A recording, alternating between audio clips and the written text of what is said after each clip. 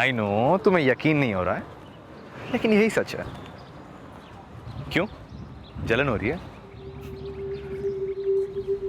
अच्छा listen, I call you back. Disha का phone आ रहा है। अरे दिशा मेरी फियांस है। बाय। हाय। इतनी देर से किसके साथ फोन पे लगे हुए थे? वो मैं अपनी एक्स गर्लफ्रेंड से बात कर रहा था। क्या हुआ, चुप क्यों हो गई? अरे बाबा चिल, अपनी शादी पर इनवाइट करा था उसे। मुझे तो लगता है तुम्हारी पूरी बारात तुम्हारी एक्स गर्लफ्रेंड से भरी होगी। अच्छा, समझ जेलस हाँ? अच्छा ये सब छोड़ो और तुम संडे को फ्री रहना, हमें शादी की शॉपिंग पे जाना है। और हाँ, शादी के बाद no more night duties, okay? आपका हुक्म सराखों पर। Okay bye, love you. Love you too, bye.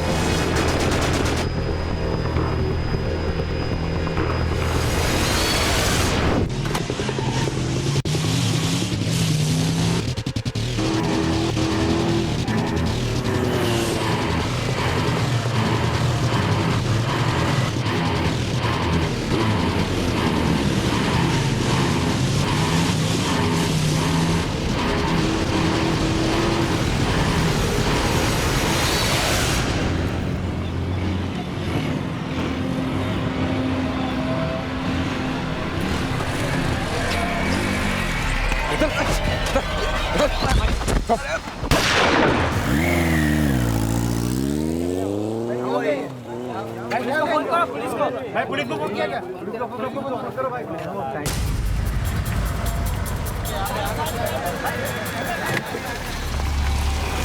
हटिए प्लीज, हटिए प्लीज, हटिए हटिए हटिए, उठाओ। सर ड्राइविंग लाइसेंस में नाम रमन सिन्हा लिखा है। सुनीता, इस एड्रेस पे जाओ और इसकी फैमिली को इन्फॉर्म करो। सर हटो हटो। आप में से किसी ने देखा कि इस पे गोली किसने चलाई? सर मेरी गाड़ी रिवर्स हो रही थी, दो लड़के इसे चेज करते हुए आए, इन्होंने इस लड़के को धक्के मारा और गोली चला दी। दोनों ने हेलमेट पहन रखी थी और उसकी बाइक लेके भी भाग गए। किस डायरेक्शन में गए थे? इस डायरेक्शन में। अब है यस सर। आगे जो चेक पोस्ट है उन्हें इस बाइक के बारे में इन्फॉर्म करो। Okay sir. विनय सर, इस रोड के दोनों एंड्स पे देखो कहीं सीसीटीवी कैमरा है क्या? शायद वो शूटर्स कहीं कैप्चर हुए हैं। सर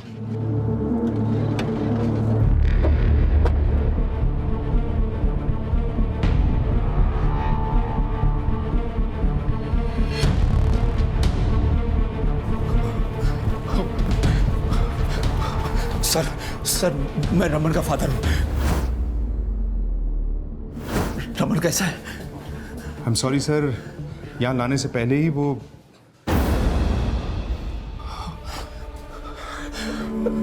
मिसेस सिन्हा, संभालिए अपने आप। आइए।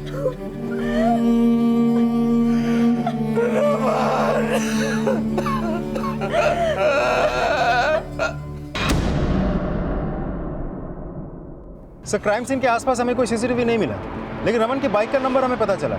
जिस डायरेक्शन में वो किलर्स रमन की बाइक लेके भागे हैं, उस एरिया के पुलिस टीम को हमने रमन की बाइक का नंबर भेज दिया है। जैसे कोई अपडेट मिले मुझे इन्फॉर्म करो। सर।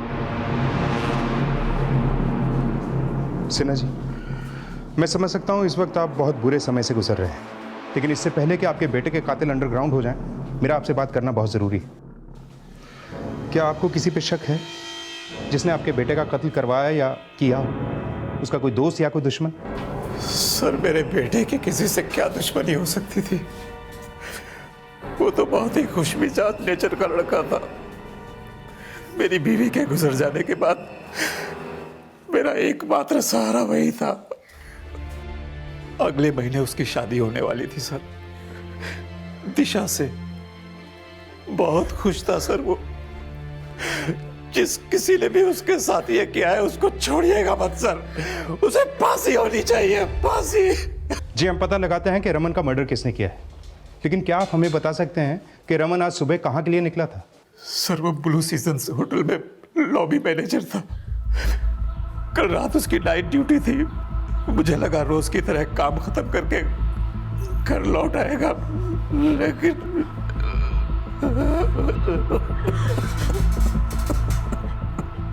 आप रमन से शादी करने वाली थी? जी सर। कब से जानती हैं आप रमन को? सर हम एक दूसरे को बहुत टाइम से जानते हैं। वो मुझसे अपनी सारी बातें शेयर करता था। इनफैक्ट मेरी तो आज सुबह ही उससे बात हुई थी। आपका हुक्म सराखों पर। पूरा दिन बस मजाक के मूड में रहता था, पता ही नहीं चला। और अचानक से आपको क्या लगता है ऐसा कौन हो सकता है जिसने रमन का इस तरह से मर्डर किया?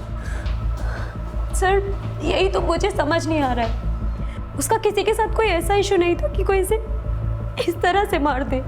सिन्हा जी, पिछले दिनों में रमन ने कोई ऐसी बात की थी जिसका कनेक्शन उसके मर्डर के साथ हो सकता है? नहीं सर, उसने ऐसा तो मुझसे कुछ भी शेयर नहीं किया। Sunita, Raman Sinha blue seasons hotel में लॉबी मैनेजर था। उसके होटल में पूछताछ करो और उसके कॉल रिकॉर्ड्स भी निकलवाओ, शायद किलर्स की कोई लीड मिले। Okay sir.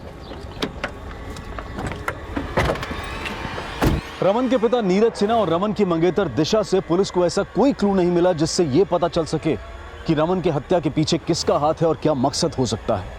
पर रमन को मारने वाले शूटर्स क्या कॉन्ट्रैक्ट किलर्स थे या फिर रमन के ऐसे दुश्मन जिन्हें रमन जानता था? और जल्द ही रमन के कॉल रिकॉर्ड्स भी सामने आए। सर, रमन का कॉल रिकॉर्ड, उसके नंबर पे लास्ट कॉल दिशा अवस्थी नहीं की थी। इतनी देर से किसके साथ फोन पे लगे हुए थे? दिशा ने बताया था कि रमन से उसकी बातचीत शादी की शॉपिंग को लेकर हुई थी। दिशा का बैकग्राउंड चेक करो, देखो कि वो इस शादी से खुश थी या कहानी कुछ और है। और विनय, ऐसा भी तो हो सकता है दिशा या रमन दोनों की लाइफ में कोई ऐसा हो जो इस शादी से नाखुश हो। सर, दिशा को फोन करने से पहले रमन ने किसी श्रुति खन्ना नाम की लड़की से भी फोन पे बात की थी। क्यों? जलन हो रही है? अच्छा listen, I will call you back. Disha का फोन आ रहा है। सर, ये श्रुति खन्ना उसी होटल के हाउसकीपिंग डिपार्टमेंट में काम करती है जहाँ रमन लॉबी मैनेजर था। मैंने दोनों के कोलीग से पूछताछ की तो पता चला कि दोनों के बीच अफेयर चल रहा था।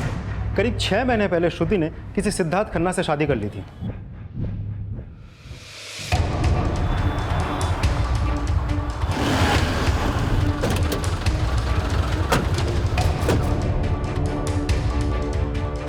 श्रुति खन्ना यहीं काम करती? सर। यस सर, मैं ही श्रुति हूँ।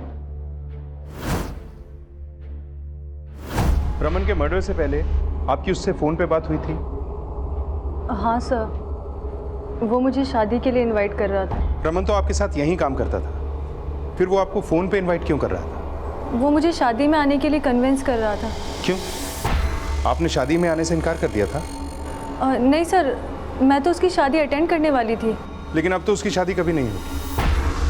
और हाँ, हमें पता चला है कि आपका और रमन का भी अफेयर था, लेकिन आपने कहीं और शादी कर ली और अब रमन कहीं और शादी करने वाला था। हाँ सर, हमारा अफेयर था, पर हम कभी भी शादी नहीं करना चाहते थे। We felt we were better off as friends. क्या तुम्हारे हस्बैंड रमन को जानता था? I mean, was he comfortable with all this? जी सर, मेरे हस्बैंड सिद्धार्थ और रमन भी बहुत अच्छे दोस्त थे। कितने साल से जानती हो आप रमन को? करीब 2 साल से, जब मैंने ये होटल ज्वाइन किया था। So guys, Shruti is now part of our team. Everybody, give her a warm welcome. Sir, वो खुश रहने वाला बहुत ही जिंदा दिल इंसान था। यहाँ सब उसके बिहेवियर से बहुत खुश थे। हमने उसके कॉल रिकॉर्ड चेक किए, आपके अलावा भी बहुत सारी लड़कियों के साथ बातचीत करता था वो। Yes sir, but he was a nice guy. Shruti Khanna और उसके हस्बैंड के कॉल रिकॉर्ड और एक्टिविटीज को चेक करो, और रमन के कॉल रिकॉर्ड के साथ साथ उसके सोशल मीडिया अकाउंट में जितने भी कॉन्टैक्ट्स हैं सबकी लिस्ट बनाओ। हो सकता है रमन के मर्डर में उसकी किसी एक्स गर्लफ्रेंड का हाथ हो जिसे उसकी शादी की न्यूज़ मिली, या कोई ऐसा लड़का जो उसकी किसी पुरानी गर्लफ्रेंड के साथ कनेक्शन में था और किसी जेलसी की वजह से उसने रमन का मर्डर कर दिया। रमन सिन्हा के मर्डर में रमन और दिशा के रिश्ते, श्रुति के साथ एक्स्ट्रा मैरिटल अफेयर और रमन से जुड़ी किसी रंजिश का भी पता लगाया जा रहा था। रमन के मर्डर को 1 हफ्ता गुजर चुका था, लेकिन पुलिस को अभी तक कोई स्ट्रॉन्ग लीड नहीं मिली थी जो कि रमन को खो चुके उसके पिता की बेचैनी को बढ़ा रही थी। मेरे बेटे का मर्डर हुए हफ्ता भर हो गया है, लेकिन आप लोग अभी तक ये पता नहीं लगा पाए कि उसे किसने मारा है। सिन्हा जी, हम अपनी तरफ से पूरी कोशिश कर रहे हैं। अरे क्या खाक कोशिश कर रहे हैं? मुझे मालूम है कि मेरे बेटे की मौत के पीछे किसी मोटी आसामी का हाथ है और आप लोग उसे बचा रहे हैं, पर मैं चुप रहने वाला नहीं हूं। मैं धरने पर बैठूंगा, सीएम से आप सबकी शिकायत करूंगा। रमन के पिता नीरज सिन्हा पुलिस की भूमिका पर सवाल उठा रहे थे, जिसके बाद मीडिया भी लखनऊ के लॉ एंड ऑर्डर पर सवाल करने लगी। रमन सिन्हा जैसे आम आदमी को दिन दहाड़े गोली मार दी जाती है और हमारी पुलिस कुछ नहीं कर पाती। क्या रमन सिन्हा जैसे कई और मारे जाएंगे तब पुलिस को होश आएगा। देखते ही देखते ये केस इतना बड़ा हो गया कि जगह जगह रमन के लिए कैंडल मार्च निकाले जाने लगे और सोशल मीडिया के जरिए भी इंसाफ की मांग की जाने लगी और ये आवाज राजनीतिक गलियारों में भी गूंजने लगी और पुलिस पर दबाव बढ़ने लगा। We are trying our best sir. Okay sir. Sir मैंने रमन की मंगेतर दिशा के कॉल रिकॉर्ड्स और एक्टिविटीज पता की, लेकिन ऐसा लगता नहीं कि रमन के साथ शादी तय होने की वजह से वो नाखुश थी। लेकिन रमन का रिलेशन तो बहुत सारी लड़कियों के साथ था। हो सकता है इनमें से किसी रिलेशन की कॉम्प्लिकेशन की वजह से रमन का मर्डर हुआ। वो लड़की श्रुति जो उसके साथ होटल में काम करती थी, उसके एंगल से कुछ पता चला? नहीं सर, श्रुति के बारे में हमें कुछ भी सस्पिशियस पता नहीं चला और सिर्फ श्रुति ही नहीं, किसी और लड़की के बारे में भी कुछ भी सस्पिशियस पता नहीं चला हमें। मीडिया ने इस केस को बहुत बड़ा बना दिया है, इसलिए हमें भी अपनी इन्वेस्टिगेशन का दायरा बढ़ाना होगा। जनता और मीडिया को यह भरोसा दिलाना होगा कि हम अपना काम पूरी शिद्दत और ईमानदारी के साथ करते हैं। और हाँ, इस केस के जितने भी सस्पेक्ट हैं, हम किसी को भी नजरअंदाज नहीं करेंगे। Is that clear?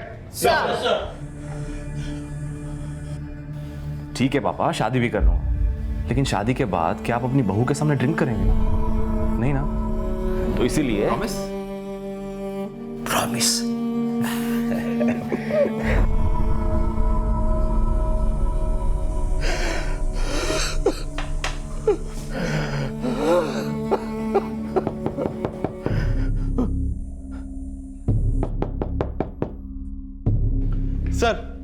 Sir Raman के फादर आए, आपसे मिलना चाहते हैं। बोलो। Okay sir. मुझे नहीं पता आप लोग किस तरह काम कर रहे हैं, लेकिन मिस्टर सिन्हा, हम पे भरोसा रखिए। अरे कैसे भरोसा रखें? पहले वो मेरे बेटे का मर्डर कर देता है, उसके बाद खुलेआम मुझे धमकी देता है। धमकी? किसने धमकी दी आपको?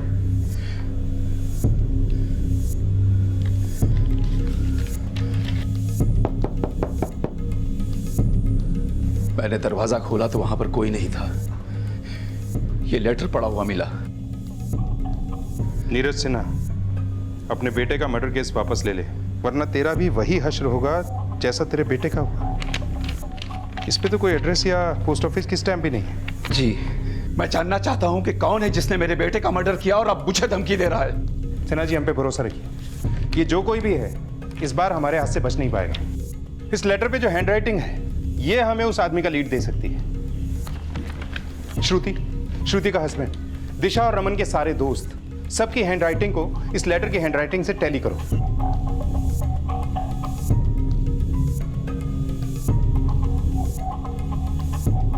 सर रमन से जुड़े हर एक को खंगाला, उनकी हैंडराइटिंग के साथ लेटर की हैंडराइटिंग को टैली भी किया।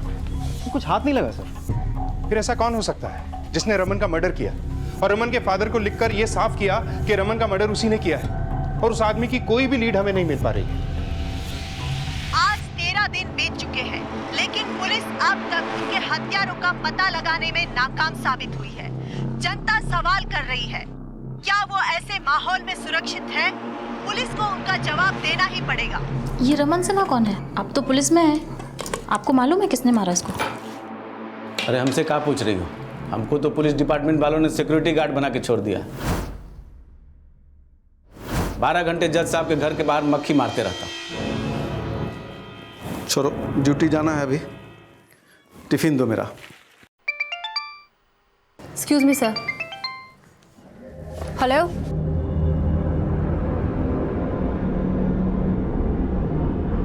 ठीक है, मैं आती हूँ।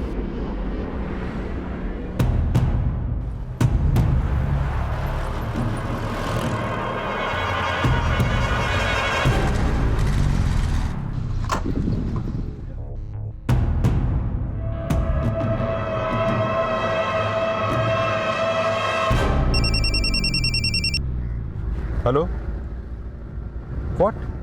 उन्नाव में किस जगह? हरीश, यू टर्न लो, हमें उन्नाव जाना है।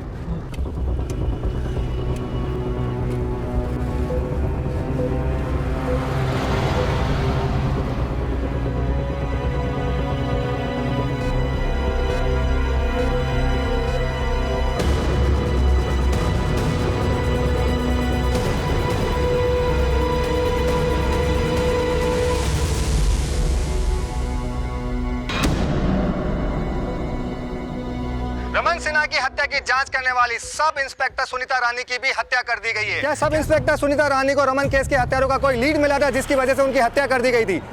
सर एक सवाल, क्या सर सुनीता रानी की हत्या रमन केस के हत्यारों ने की थी?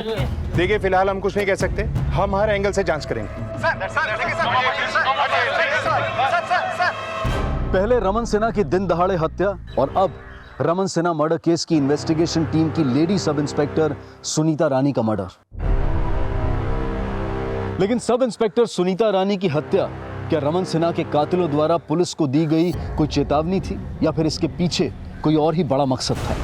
पुलिस इन सवालों का जवाब पता लगा ही रही थी कि इसी बीच पुरानी दिल्ली में एक ऐसा धमाका हुआ जिसमें एक बड़ा नरसंहार हुआ।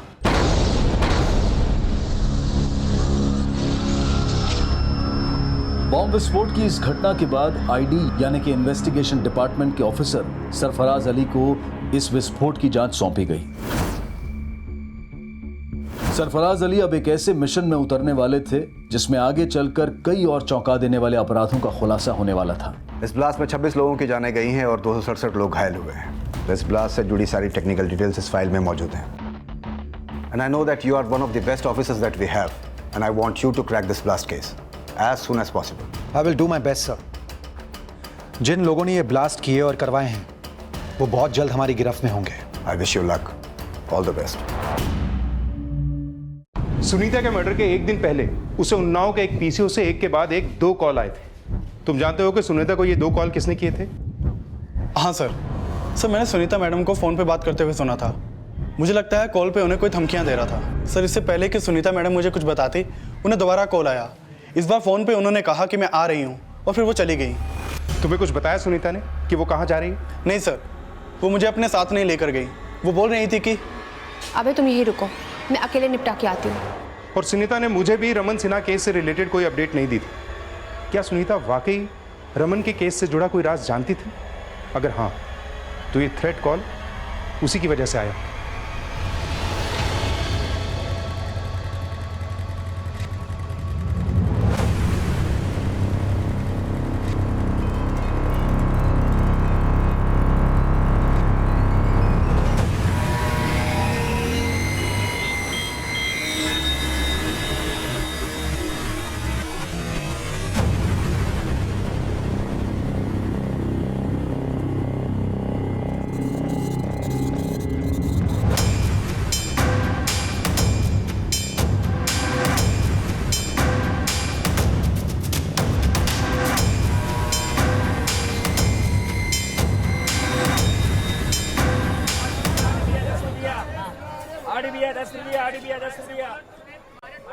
कैसे हो अशरफ? अस्सलाम वालेकुम भाईजान। वालेकुम अस्सलाम। बहुत दिनों बाद याद किया भाईजान। अरे इस बार तो सिर्फ याद ही नहीं किया है जनाब, तुम्हारा दीदार करने भी चले गए। ये जरा देखना, बकरा लखनऊ का है, कहाँ मिलेगा? भाईजान आपका बकरा तो नहीं देखा, लेकिन ये मोमिन का नंबर दे रहा हूँ। आपको जिस भी चीज़ की जानकारी चाहिए उसकी पूरी खबर है उसके पास, ठीक है? ये लीजिए आपकी दाल। शुक्रिया। उम्मीद है तुम्हारी इस दाल में लखनऊ के बकरे का दाल गोश्त मज़ेदार पकेगा।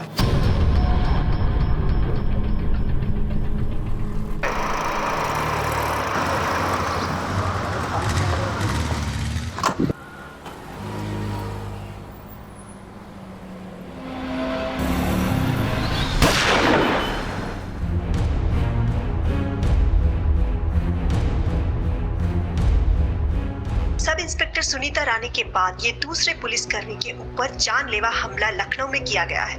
सब inspector Sunita Rani Raman Sinha murder case investigation पे काम कर रही थी, लेकिन नवीन कुमार के ऊपर हुए जानलेवा हमले का क्या राज है? उनकी जान तो बच गई, लेकिन वो अभी कोमा में है। सर, फारिसगंज इलाके में कांस्टेबल नवीन कुमार के ऊपर अटेम्प्ट टू मर्डर केस को हैंडल कर रही पुलिस टीम से मेरी बात हुई। आई विटनेस का कहना है कि गोली चलाने वाले 2 लोग बाइक पे आए और दोनों के दोनों हेलमेट पहने हुए थे। सर, बिल्कुल इसी तरह के शूटर्स ने रमन सिन्हा पे भी गोलियां चलाई थी। सर, कहीं दोनों केसेस में किलर सेम तो नहीं है? लेकिन कांस्टेबल नवीन और रमन सिन्हा के बीच में कोई कनेक्शन हमें तो मिला नहीं। अगर इन दोनों के हमलावर यही 2 लोग हैं तो सुनीता को किसने मारा हो? क्योंकि सुनीता को तो गला घोट कर मारा गया था। सर, इन तीनों केसेस का आपस में कोई कनेक्शन हो या ना हो, लेकिन एसआई अभय की बातों से लगता है कि सुनीता को शायद रमन सिन्हा मर्डर केस के बारे में कोई तो जानकारी थी और इसीलिए उसे थ्रेट कॉल मिली थी। फारिसगंज पुलिस को रमन सिन्हा और सुनीता मर्डर केस की डिटेल्स भेजो। हो सकता है जो डॉट हम नहीं जोड़ पाए कांस्टेबल नवीन के अटेम्प्ट टू मर्डर के बाद वो डॉट जुड़ जाए। और हाँ, सुनीता के कॉल रिकॉर्ड्स को अच्छे से चेक करो, देखो कि आखिरी दिनों में वो किसके साथ टच में थी, शायद कोई लीड मिले। सब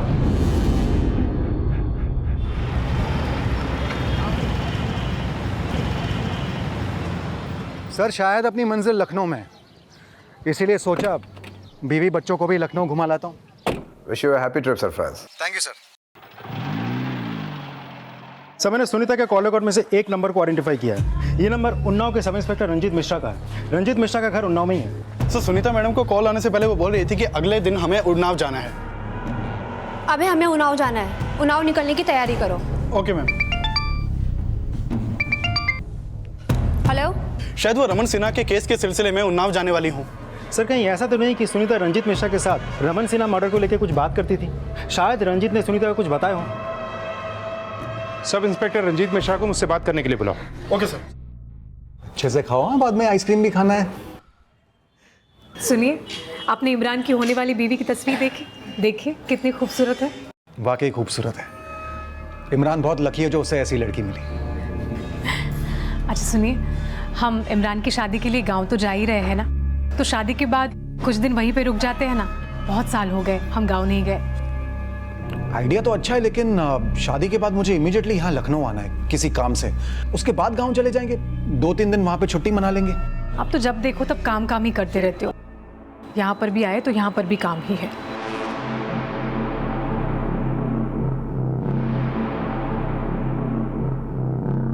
भाईजान चूना दो जरा।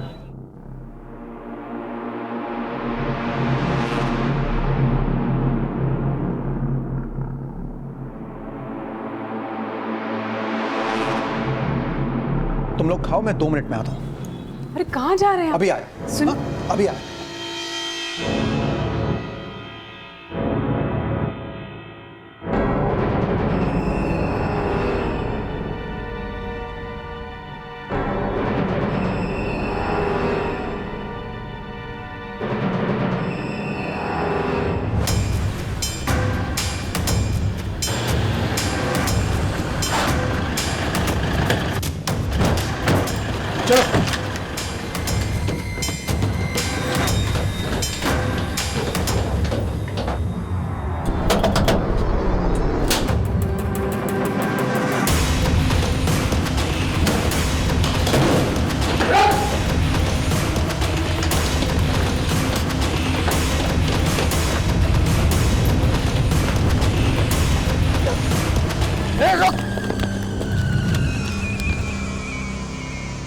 आईडी के ऑफिसर सरफराज अली ने पुरानी दिल्ली में हुए बॉम्ब विस्फोट की गुत्थी काफी हद तक सुलझा दी थी, लेकिन सब इंस्पेक्टर सुनीता रानी मर्डर केस, रमन सिन्हा और कांस्टेबल नवीन कुमार पर हुए शूटआउट में पुलिस को अब तक कोई स्ट्रांग लीड नहीं मिली थी। लेकिन इन सभी केसेस का आपस में कोई कनेक्शन था या नहीं, ये अब भी एक पहेली बनी हुई थी।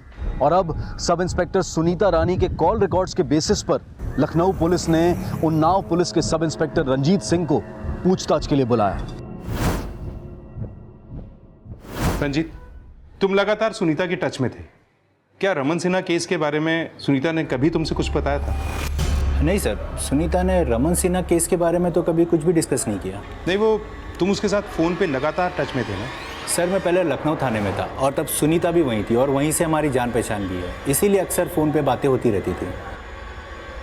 सुनीता के मर्डर के एक दिन पहले उन्नाव के एक पीसीओ से 2 बार सुनीता को थ्रेट कॉल आई थी। अब तुम इतने टाइम से सुनीता को जानते हो, क्या सुनीता ने इन कॉल्स के बारे में तुमसे कुछ डिस्कस किया? नहीं सर, इस बारे में मुझे कोई जानकारी नहीं है। ठीक है, तुम जा सकते। सर विनय सर, इस रंजीत के कॉल रिकॉर्ड्स और एक्टिविटीज चेक करो। ये जरूर झूठ बोल रहा है। हो सकता है रमन सिन्हा केस के बारे में भी कुछ जानता है, लेकिन सुनीता के मौत के बाद डर से या किसी और वजह से छुपा रहा है। Sir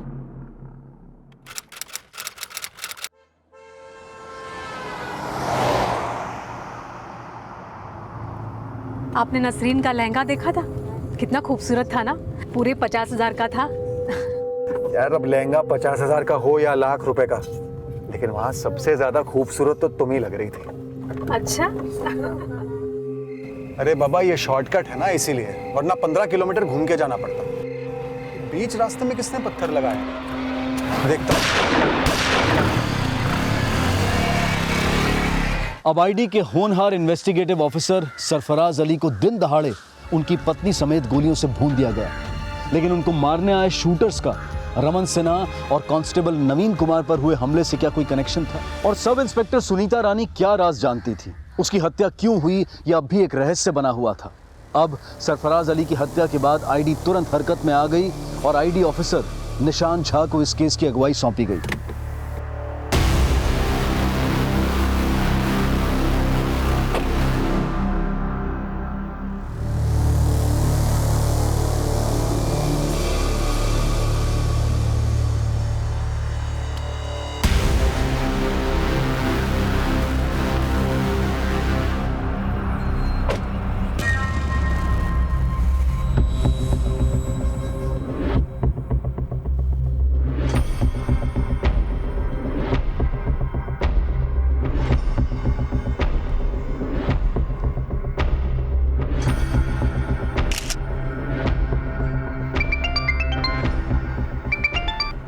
yes sir. निशांत, मैंने दिल्ली ब्लास्ट के मेन एक्यूज मुराद से पूछताछ की है, लेकिन पूछताछ में उसने ऐसा कुछ भी नहीं उगला जिससे कि यह साबित हो कि सरफराज का मर्डर उसके असामाजिक ऑर्गेनाइजेशन ने किया है। लेकिन हाँ, ये हो सकता है कि सरफराज के मर्डर का प्लान उन लोगों ने मुराद की गिरफ्तारी के बाद बनाया हो। सर, सरफराज सर को मुराद की टिप दिल्ली के अशरफ और लखनऊ के इन्फॉर्मर्स ने दी थी। ऐसा लगता है डबल गेम खेला गया है। सरफराज सर को टिप देने के बहाने यहाँ बुलाया गया है और फिर उनका कत्ल किया गया। आईडी को लग रहा था कि सरफराज अली और उनके परिवार पर हुए अटैक में उसी असामाजिक संगठन का हाथ होगा जिनका ब्लास्ट में हाथ था। पुलिस उस संगठन से जुड़े कई संदिग्धों का घेराव कर रही थी। वहीं रमन सिन्हा और सब इंस्पेक्टर सुनीता मर्डर केस को इन्वेस्टिगेट कर रही लखनऊ पुलिस को एक अहम जानकारी हाथ लगी। मैंने सब इंस्पेक्टर रंजीत के कॉल रिकॉर्ड चेक किया। जिस वक्त पीसीओ से सुनीता को कॉल किया गया था, उस वक्त रंजीत के फ़ोन की लोकेशन उसी एरिया के आसपास थी। मैंने पीसीओ के आसपास जाकर पूछताछ की, लोगों ने भी रंजीत को पहचान लिया है। उस वक्त रंजीत वहीं था। इसका मतलब सुनीता को वो दूसरा कॉल भी रंजीत ने किया होगा। लेकिन ये रंजीत सुनीता को थ्रेट क्यों देगा?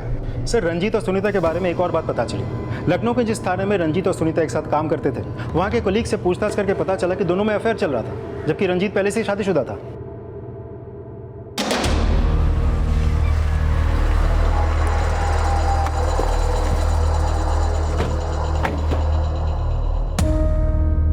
सरफराज आपके बेटे की शादी अटेंड करने आए थे, पर रात को रुके नहीं। क्यों? साहब, हमने उनको रोकने की बड़ी कोशिश की, पर वो हमारी बात को माने नहीं और तुरंत लखनऊ निकल लिए।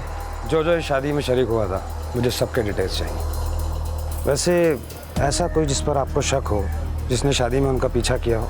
कोई भी? साहब, शादी में तो सभी घर वाले लोग ही थे और सभी उनकी बहुत इज्जत किया करते थे। मुझे शादी की वीडियो फुटेज देखनी है। जी साहब, बिल्कुल देखिए। पर साहब, एक बात है, उसका एक चचेरा भाई भी है और ज़मीन के सिलसिले को लेकर सरफराज के साथ उसका कोर्ट में केस भी चल रहा है। दोनों में आपस में किसी भी तरह की कोई बातचीत नहीं होती है। नाम क्या है उसका? जी, जुनैद।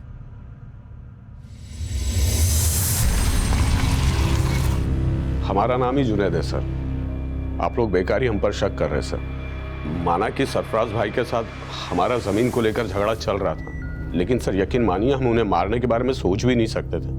वो इतने पावरफुल आदमी थे कि उनको मारने के बारे में सोचकर ही हम डर जाए सर। तू डरपोक है या बेखौफ, ये तो मुझे पता चल ही जाएगा जुनैद। वैसे तूने तो कुछ नहीं किया ना? देख, अगर कुछ किया है तो अभी बता दे, वरना बाद में बहुत तकलीफ होती है। आप अब बेकार में शक कर रहे हैं सर हम पर। हमने ऐसे कुछ भी नहीं किया।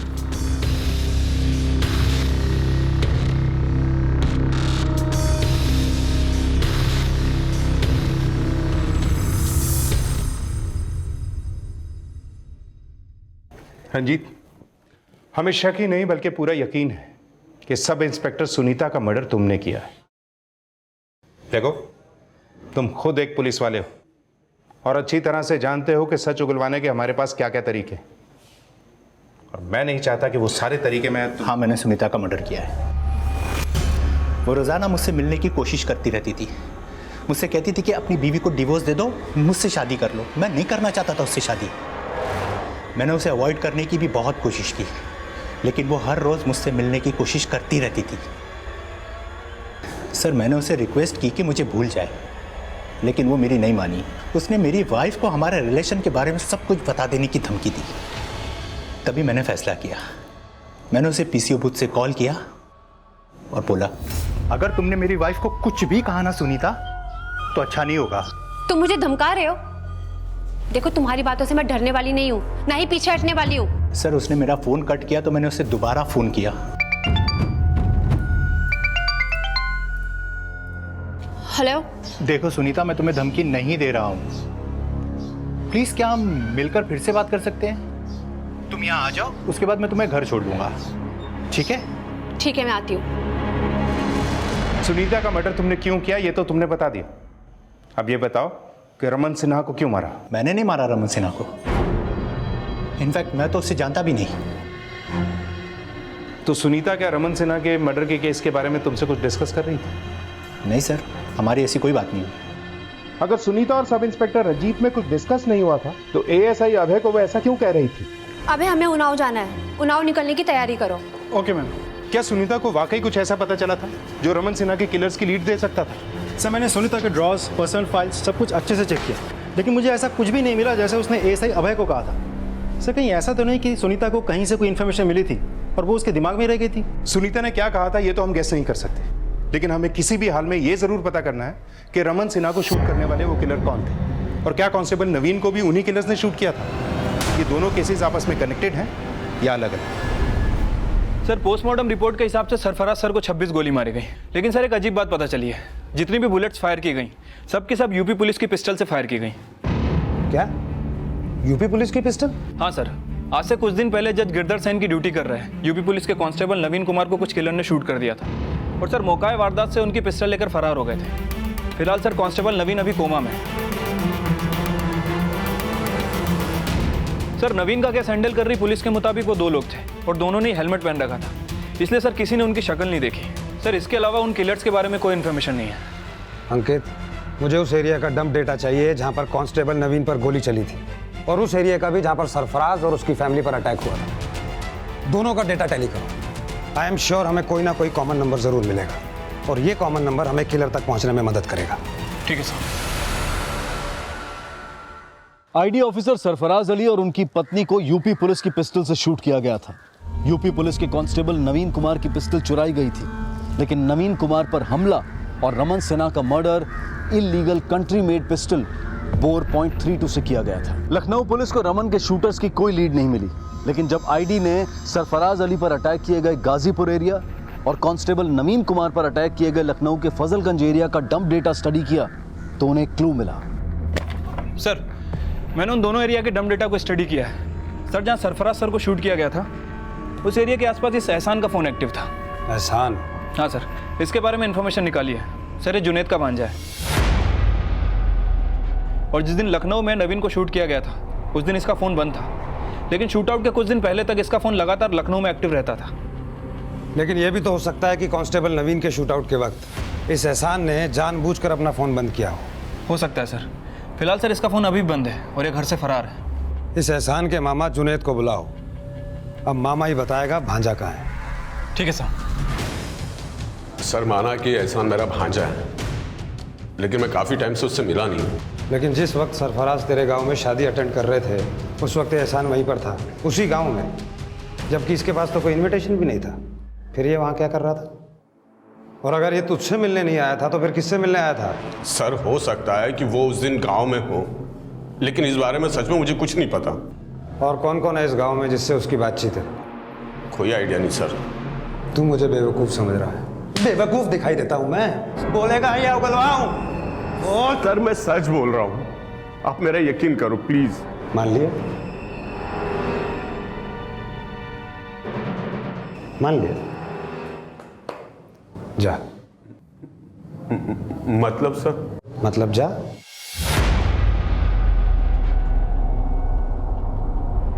जा जा।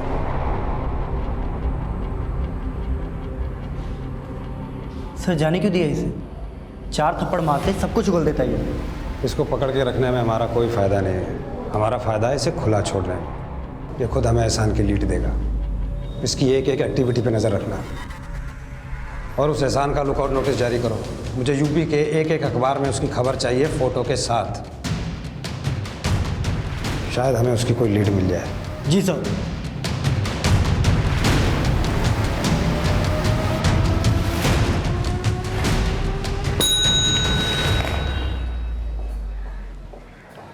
सर विनय, आईटी सरफराज और उनके फैमिली के मर्डर के जुर्म में इस एहसान नाम के लड़के को ढूंढ रही है। पता करो कि रमन सिन्हा और कांस्टेबल नवीन के मर्डर के साथ इसका कोई कनेक्शन है क्या?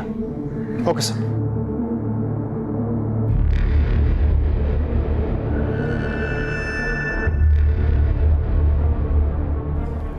सर, इन निशानों को देखकर लगता है कि शायद ब्रांड न्यू टायर्स थे, नो वेयर एंड टियर। एक काम करो, गाजीपुर और लखनऊ पुलिस से बोलो उनके एरिया में जितने भी टायर डीलर्स हैं सबसे पूछताछ करें। हो सकता है इस एहसान ने कहीं टायर चेंज करवाए हों। ठीक है सर। ये जो टायर के बारे में आप बता रहे थे सर, लखनऊ से एक आदमी आया है, वो कह रहा है कि उसे एहसान के बारे में कुछ बात करनी है। बुलाओ। सर, मेरा नाम शाहिद है। अखबार में ये एहसान की फ़ोटो देखी तो सोचा आपको कुछ बता दूँ। बताओ, क्या बताना है? सर, ये जो लड़का है ना एहसान, वो मेरे यहाँ घर पे किराए पे रहता था, और सर इसके साथ में एक और लड़का भी रहता था। लड़का? कौन लड़का? सर, मुझे उसका नाम तो नहीं पता।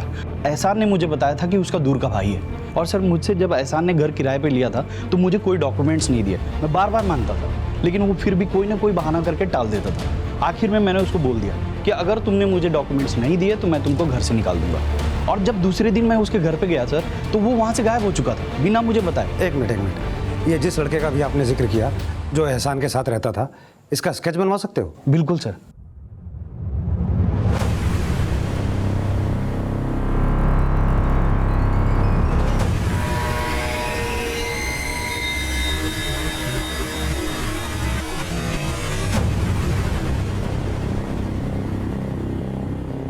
ये स्केच हर पुलिस स्टेशन में सर्कुलेट करो और पता करने की कोशिश करो कौन हो सकता है। ठीक है सर।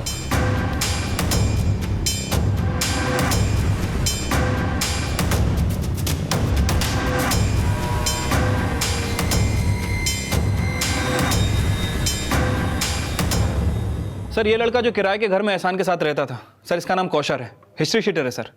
यूपी के बहुत सारे पुलिस स्टेशन में इसके खिलाफ मर्डर और अटेम्प्ट टू मर्डर के लगभग 8 से 10 मामले दर्ज हैं। फिलहाल फरार है सर, और पता चला है कि एहसान भी इसी की गैंग का आदमी है। इसकी हर क्राइम एक्टिविटीज में एहसान का हाथ है।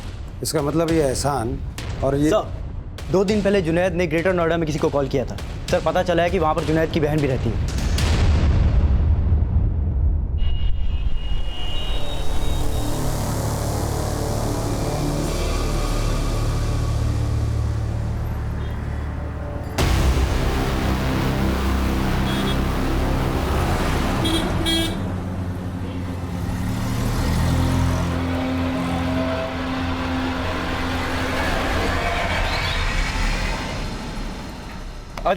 कौन है बे? तेरा बाप। हेलमेट उतार। उतार हेलमेट।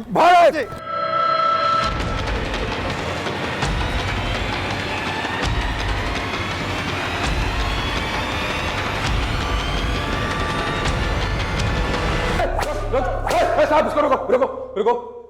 अगर ये मारेगा तो कुछ नहीं बताऊंगा। कोई नहीं मारेगा। बोल। सरफराज सर और उनकी फैमिली का मर्डर तूने किया है ना? हाँ, मैंने और एहसान ने ही सरफराज उसकी फैमिली को मारा है। और ये मर्डर तूने जुनैद के कहने पर किया है? हाँ, मैंने ये मर्डर जुनैद और एहसान के कहने पे किया। सर, सरफराज को मालूम चल गया था कि मैं जुनैद और एहसान की मदद कर रहा हूँ। पहले मुझे पता नहीं था कि वो आईडी में है, इतना पावरफुल आदमी है। अब मुझे लगा कि वो अगर अपने पे आ गया तो मेरे सारे बुरे कारनामों की चिट्ठी खोल के रख देगा। तभी मैंने सोच लिया था कि उसको मारना है। ऊपर से एहसान और जुनैद भी चाहते थे कि मैं उसको मार दूं। मैंने उसको दिल्ली में मारने की कोशिश की, फिर लखनऊ में मारने की कोशिश की। उसकी तकदीर अच्छी थी। फिर बाद में मुझे एहसान ने बताया कि वो गाजीपुर में एक शादी अटेंड करने वाला है। फिर मैंने पीछा किया, मार दिया। तूने जिस पिस्तौल से गोली चलाई थी वो यूपी पुलिस के कांस्टेबल नवीन की ही थी ना? मुझे लगा सरफराज को मारने के लिए एक गन काफ़ी नहीं है। मैंने हवलदार का 2-3 दिन पीछा किया और फिर मार के मैं गन लेके चला गया। सर, इनके पास जो बाइक मिली थी उसकी नंबर प्लेट फेक है। तेरे पास जो बाइक थी वो किसकी है? चुराई है मैंने। कहाँ से? लखनऊ से। हमें सरफराज को मार के भागने के लिए एक लंबी बड़ी बाइक की ज़रूरत थी। मुझे 2 महीने पहले वो बाइक लड़के के पास दी।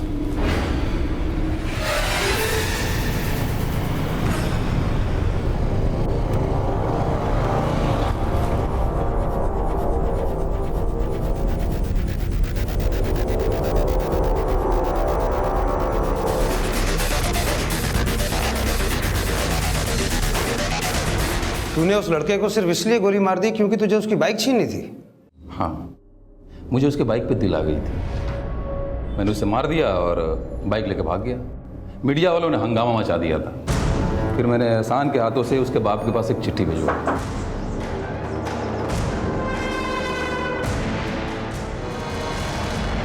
सर, ये बाप बेटे दोनों एक जैसे हैं। मैंने लड़के को बोला था रुक जा रुक जा रुक जा, मुझे बाइक चाहिए थी। नहीं रुका, दिमाग खराब हुआ, मार दिया। दिमाग खराब हुआ, मार दिया।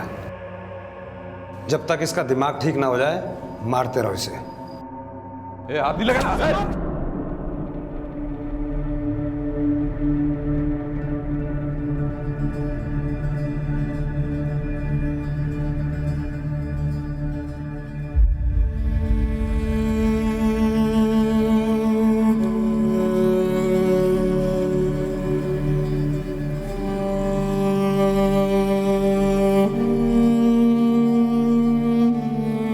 जिसकी सोच और समझ पूरी तरह से अपराध में लिप्त हो, वो छोटी सी छोटी वजह के लिए भी अपराध कर सकता है। कौसर की सनक उससे पहले भी कई हत्याएं करवा चुकी थी और उसकी इसी सनक का फायदा उठाकर सरफराज अली के चचेरे भाई जुनैद और उसके भांजे एहसान ने सरफराज अली और उसके परिवार को मारने की एक ऐसी खूनी योजना बनाई जिसकी बदौलत कांस्टेबल नवीन कुमार आज भी कोमा में है और रमन सिन्हा अपने पिता को इस दुनिया में अकेला छोड़कर जा चुका है। आज की कहानी भी ऐसी एक बदरंग दास्तां है। इस दास्तां में है वो जुर्म जो इंसान की सोच से परे है और अगर ये जुर्म सामने ना आ पाता तो शायद दुनिया कभी यकीन ही नहीं करती कि जुर्म की ये पहचान भी हो सकती है जिसने मासूम लड़कियों के सपनों को चकनाचूर कर दिया।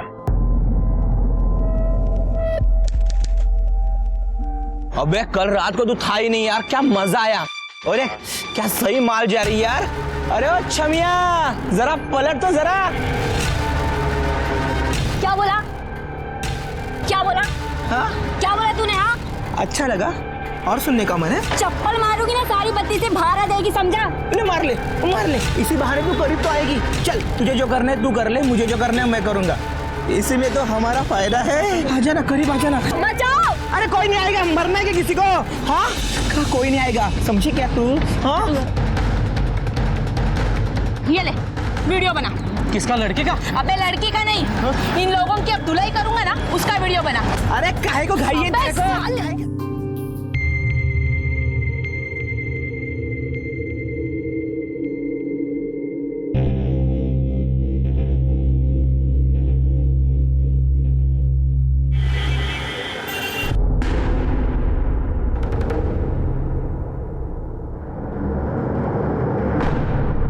सर, हमारे पड़ोसी महादेव कदम की बेटी कई महीनों से गायब है। उसी की मिसिंग कंप्लेंट लिखवानी है। आपके पड़ोसी की बेटी गायब है तो मिसिंग कंप्लेंट आपकी लिखवाने आए हैं? मतलब वो लोग क्यों नहीं आए? सर, हो सकता है वो लोग ना लिखवाना चाहते हो।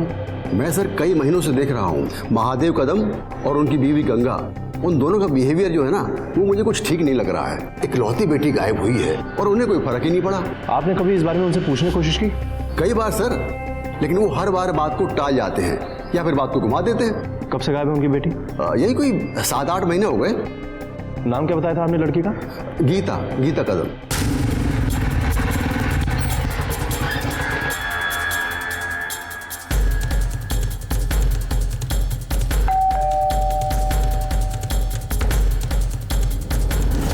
जी, हमें आपकी बेटी गीता से कुछ बात करनी है, बुलाइए उसे। कहाँ से बुलाए साहब? यहाँ हो तो बुलाए ना। क्यों, कहाँ गई है? हम अपने मुंह से खुद पे क्या कीचड़ उछाले सर? भाग गई है किसी लड़के के साथ। तो अपनी बेटी को ढूंढने के लिए आप लोगों ने पुलिस कंप्लेंट क्यों नहीं की? जो इज्जत को पट्टा लगा के गई उससे क्या ढूंढना सर? क्यों अपनी जगह सही करे? सोचा था बात दबी रहे तो अच्छा है, वरना लोग क्या कहेंगे। आई जल्दी से डेटॉल लेके आना। क्या हुआ नितेश? अरे ये चोट कैसे लग गई? खून क्यों निकला? आई छोटी से तो चोट है, तू इतनी टेंशन मत ले। छोड़ टेंशन। क्या टेंशन मत ले? कितना खून निकला है? हाँ? किससे भिड़ गया था तू? वो कल मार्केट में 2 लड़के एक लड़की को छेड़ रहे थे। मैंने ऐसे पिटाई की सालों की और उस लड़की को बचाया। और आज और लौंडे लेके आ गए साले मुझे मारने। मैंने और मेरे दोस्तों ने सही पिटाई की है सालों की। क्या हुआ? सर, मैंने कोई गुंडागर्दी नहीं की है, बल्कि अच्छा ही काम किया है। कौन है ये? ये मेरा बेटा है नितेश। आप लोगों के पास गीता की फोटो तो होगी ना? जी। क्या हुआ? गीता का कुछ पता चला? फिलहाल तो इतना ही पता चला है कि गीता गायब है। और आप में से किसी ने भी उसे ढूंढने की कोशिश नहीं की। और वो कहाँ है, कैसी है, इसका पता हम जल्दी लगा लेंगे।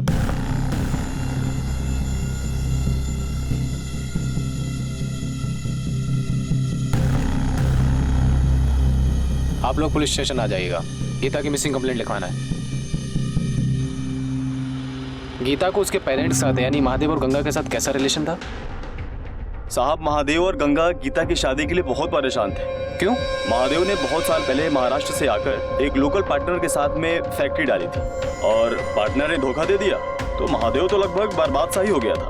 लड़के वाले बड़ा घर देखकर मोटा दहेज मांगते थे और गीता भी कुछ देखने में खास नहीं थी। रंग उसका सांवला था, इसलिए रोज ही रिश्ते बनते थे और रोज ही टूटते थे। घर वाले जब देखो तब उसे ताने मारते रहते थे। बेचारी चुप चुप कर रोती रहती थी। आंसू बहाने से कुछ नहीं होगा। तेरी वजह से हम कितने लड़कों के सामने गिड़गिड़ाते फिर रहे हैं, हाथ जोड़ते फिर रहे हैं, और तू सारे मोहल्ले के सामने हमारी इज्जत उतारती फिर रही है। अरे तेरे जैसी औलाद ना पैदा होते ही मर जानी चाहिए। नितेश ने कभी अपनी बहन को ढूंढने की कोशिश नहीं की? पता नहीं साहब, नितेश को पहले तो कभी देखा नहीं था, वो तो अभी आया था कुछ महीना पहले। सर, हमें तो पता भी नहीं था कि उनका कोई बेटा भी है। पूछा तो बोले हॉस्टल पढ़ने गया है, पढ़ाई खत्म हुई तो वापस आ गया। आप लोग कितने साल से इनके पड़ोसी हैं? यही कोई 4-5 सालों से। तुमने कंफर्म किया ये फोटो गीता की ही है? हाँ सर, मैंने कंफर्म किया है, ये फोटो गीता की ही है। और सर, मैं तो उसके भाई से भी मिला हूँ, इन दोनों की शक्ल काफी मिलती है सर। ऐसा लगता है जैसे दोनों जुड़वा हैं। हमें दहेज के लिए पैसा नहीं था, सांवलेपन की वजह से या एवरेज लुक की वजह से गीता की शादी नहीं हो रही थी, ये बात समझ में आती है। और उस पर यह कि वो लव मैरिज करके घर से भाग गई, ये बात कुछ गले नहीं उतरती। या फिर गीता के परिवार वालों ने गीता से तंग आकर उसके साथ कुछ गलत किया हो। गीता की फोटोग्राफ आसपास के पुलिस स्टेशन, हॉस्पिटल, मुर्दाघर सब जगह सर्कुलेट करवाओ, शायद कोई इन्फॉर्मेशन मिले। पुलिस ने गीता को ढूंढने की हर मुमकिन कोशिश की, लेकिन कहीं से कोई खबर नहीं मिली। और वहीं दूसरी तरफ परिवार वालों को मानो कोई चिंता ही नहीं थी। ऐसा लग रहा था कि वो गीता को चाहते ही नहीं हैं, क्योंकि वो पुलिस के साथ किसी भी तरह का सहयोग करने को तैयार नहीं थे। इस बात का शक गहराता जा रहा था कि शायद गीता के साथ कोई दुर्घटना घटी हो सकती है, लेकिन इस बात को साबित करने के लिए पुलिस के हाथ खाली थे। और आखिरकार 6 महीने के बाद पुलिस ने गीता की तलाश बंद कर दी और इस केस की फाइल को भी ऑफिशियली क्लोज कर दिया गया। गीता का केस कोई साधारण लापता होने का मामला नहीं, बल्कि उससे भी गहरी चाल थी। और केस बंद होने के 2 महीने के बाद जिस गुनाह को अंजाम दिया जाने वाला था, उसके बारे में आज तक ना तो किसी ने सोचा होगा, ना देखा होगा, और ना ही कोई कल्पना की हद पार करके भी सोच पाया होगा।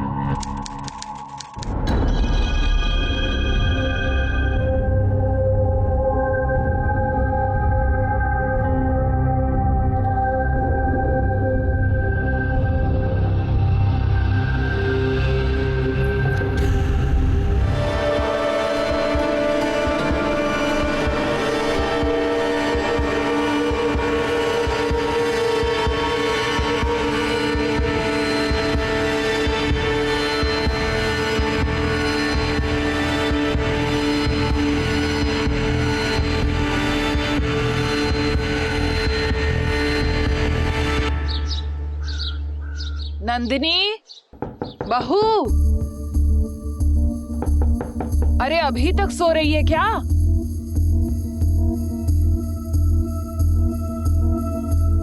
मम्मी जी,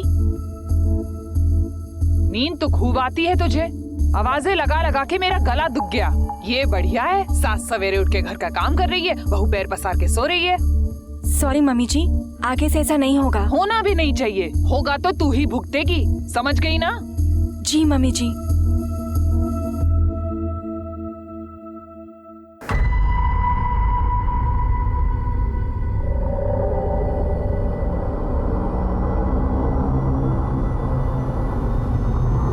नितेश। हाँ, क्या हुआ? आप सोफे पे क्यों सोई थी? वो कल मैं अंदर आया तो तुम सो गई थी ना, तो तुम्हें पूछे बिना कैसे सो सकता था? नितेश, मैं आपकी बीवी हूँ, ये आपका हक बना, आप आके बगल में सो जाते। ठीक है, मैं फ्रेश होके आता हूँ। शादी के बाद के शुरुआती दिन नंदिनी के लिए कुछ खुशनुमा थे, लेकिन उसका भी प्रतिशत तय नहीं था, क्योंकि गंगा जहां उसे अपने गुस्से का शिकार बनाए रखती थी, वहीं नितेश उसका साथ देता था। सुख सिर्फ इतना ही था, क्योंकि हर दिन के बाद आने वाली रात नंदिनी के लिए एक दर्दनाक और शैतानी रात होती थी।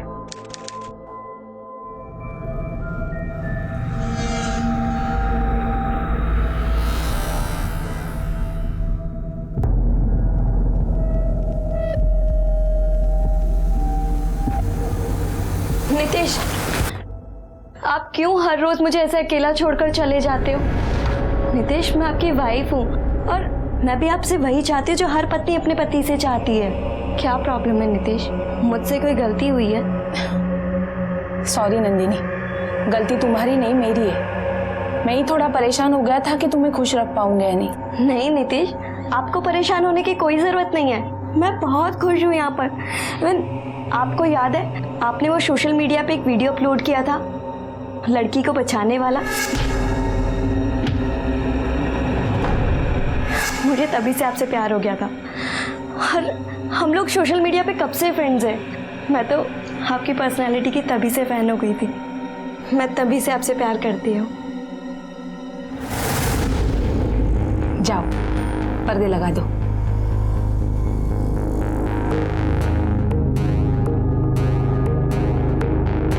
अरे पर्दा खुला क्यों रखा? पूरा बंद करना चाहिए था ना।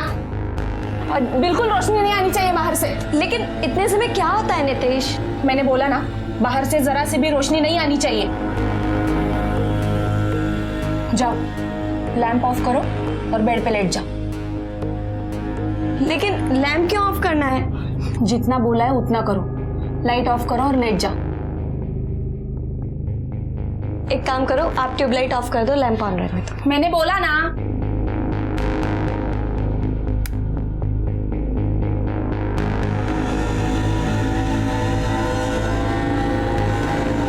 आंखें बंद करो। लेकिन अब आंखें क्यों बंद करनी है नितेश? जितना बोला है उतना करो।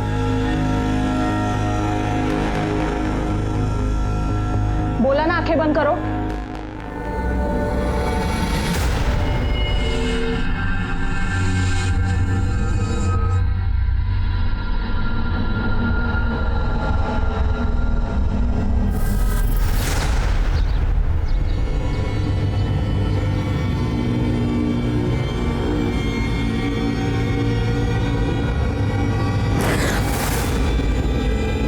क्या हुआ?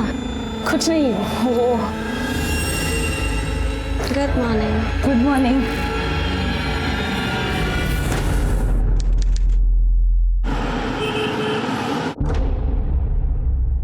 काय रे, दारू पीने और रंगरलिया मनाने के अलावा तुझे किसी बात का होश है?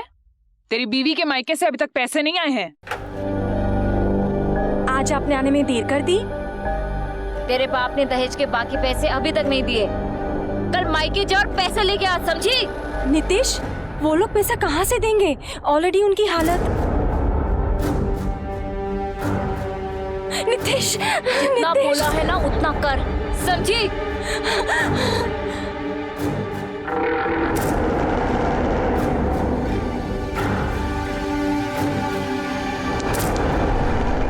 नंदिनी। हाँ?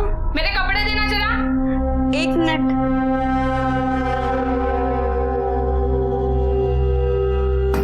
ये लो आपके कपड़े। दे दो।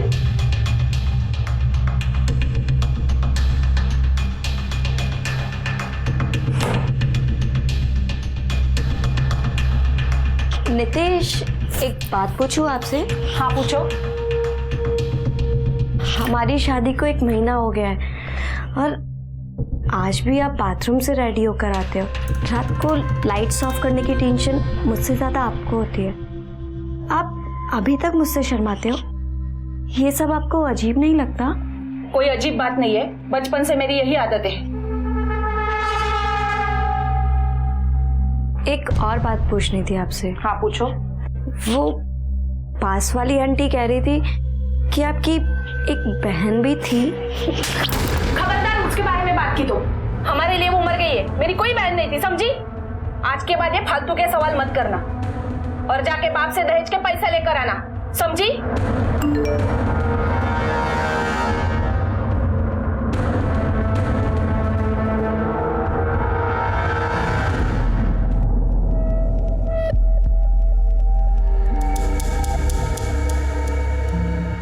चल ठीक है, बाद में बात करता हूँ।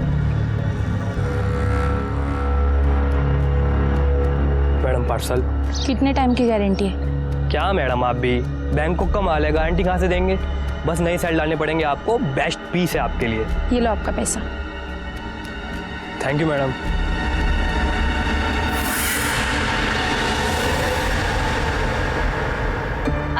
इंसान है या जल्लाद? तू ही बता, कहाँ से दे पैसे? खुद को बेच कर लाए क्या आप पैसे? और देख दैट पे लड़का, अरे तेरी जिद के आगे घुटने टेक दिए हमने। जब तक हमारे मुंह से हाँ नहीं निकलती, नितेश अपनी जगह से हिलेगा तक नहीं। देखिए ऐसा मत कहिए, मेरी मजबूरी समझने की कोशिश कीजिए। अब मैं और पैसे कहाँ से लाऊं? बगैर दहेज के ये शादी नहीं हो पाएगी। ये आप कैसी बातें कर रही हैं? अभी फेरे हो जाने दीजिए, 1 महीने के अंदर मैं आपको दहेज की बाकी रकम दे दूंगा। तेरी बहन की शादी के लिए अब कहाँ से पैसे लाएंगे? और तेरे पापा का इलाज, उसके लिए कहाँ से आएंगे पैसे? हाँ,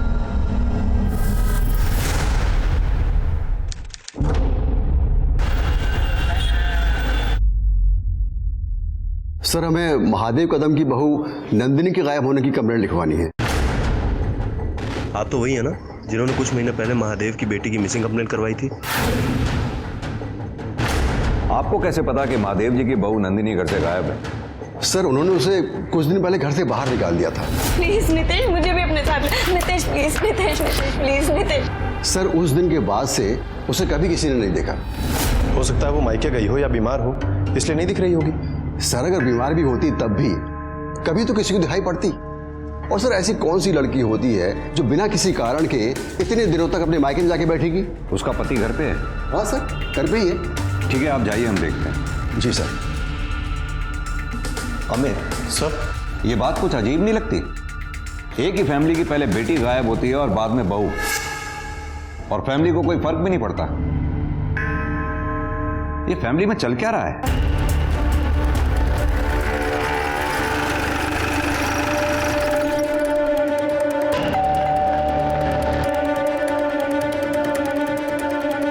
सर, आप लोग? आपकी बहू नंदिनी से मिलना है हमें, बुलाइए उसे। सर, वो तो मायके गई है। उसके पापा की तबीयत ठीक नहीं है ना, इसलिए काफी दिनों से वो वहीं है। उससे फोन पे तो बात हुई होगी आपकी, कुछ तो बताया होगा उसने कि कब आ रही है वो? जी नहीं, जब से वो मायके गई है तब से कोई बात नहीं हुई उससे। मतलब उसने नहीं बताया तो आपने पूछने की जरूरत नहीं समझी कि वो कब वापस आ रही है या क्यों नहीं आ रही है? सर, बेचारी के पापा की तबीयत ठीक नहीं है। वो जाते जाते ये कहकर गई थी कि उनकी हालत में सुधार हो जाएगा, वापस आ जाएगी। इसलिए हम लोगों ने उसे परेशान करना ठीक नहीं समझा। ये नंदिनी का मायका कहाँ पर है? क्या? ये क्या कह रहे हैं आप? क्या नंदिनी अपने ससुराल में नहीं है? सर, नंदिनी यहाँ आई थी कुछ दिन पहले, पर वो उसी दिन वापस चली गई। लेकिन उसके ससुराल वालों ने कहा है कि वो यहाँ पे रहने के लिए आई थी। झूठ बोल रहे हैं सबके सब। शादी के बाद से उसके ससुराल वालों ने एक दिन के लिए भी उसे यहाँ रुकने नहीं दिया। वो लोग उसे दहेज के पैसों के लिए परेशान भी करते थे। उसने बताया था मुझे कि थक गई है वो उनका टॉर्चर झेल झेल कर। हे भगवान, पता नहीं मेरी बच्ची कहाँ होगी और किस हाल में होगी। सर, 14 तारीख को नंदिनी के फोन की लोकेशन उसके ससुराल की दिख रही है, और 15 तारीख की सुबह जब वो वहाँ से बाहर निकली तब से उसका फोन स्विच ऑफ है। मतलब इतना तो तय है कि 15 अप्रैल की सुबह नंदिनी अपने ससुराल से कहीं जाने के लिए निकली थी। अब देखना यह है कि वो मायके जाने के लिए निकली है या कहीं और। Sir, excuse me sir. Hello, क्या?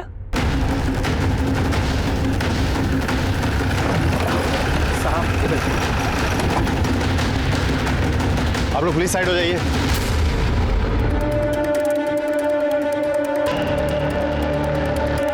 सर, ये तो नंदिनी है, नितेश की वाइफ। और सर, बॉडी की हालत देखकर ऐसा लगता है कि इसकी मौत काफी दिनों पहले हो चुकी है। और सर, ये देखिए, इसके सर पे गहरे घाव के निशान हैं। सर, ऐसा लगता है किसी भारी चीज से इसके सर पे वार किया गया है, वो भी कई बार।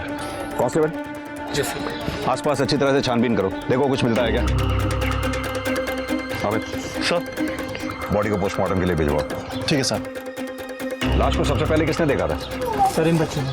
क्या देखा था बेटा आपने? अंकल, मैं खेल रहा था, मेरा बॉल इधर आया तो मैंने ये देखा कि ये ऐसा हुआ है और जाके फिर अंकल की दुकान पे बताया। हाँ साहब, मैंने ही आपको फ़ोन किया। जब बच्चे ने मुझे आकर बताया तो यहाँ आकर देखा तो मैं हैरान रह गया सर, क्योंकि 8-10 दिन पहले मैंने इसे देखा था। कहाँ देखा था? ये औरत तुम्हारी दुकान पे आई थी? नहीं साहब, 8-10 दिन पहले मैं अपने दुकान का सामान लेकर के इस रास्ते से जा रहा था तो इस मैडम को किसी औरत के साथ देखा था मैंने।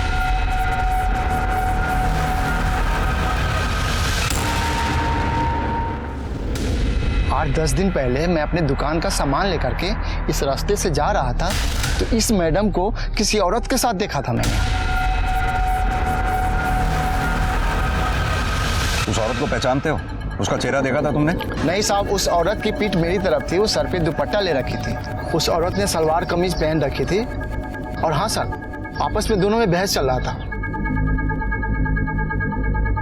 ठीक है, कौन हो सकती है वो औरत? सर मुझे ये लकड़ी मिली है, इस पर सूखे हुए खून के निशान हैं। अमित, एक काम करो सर, ये लकड़ी फॉरेंसिक जांच के लिए भेजो। पता करो ये खून नंदिनी के खून से मैच होता है क्या? ठीक है सर।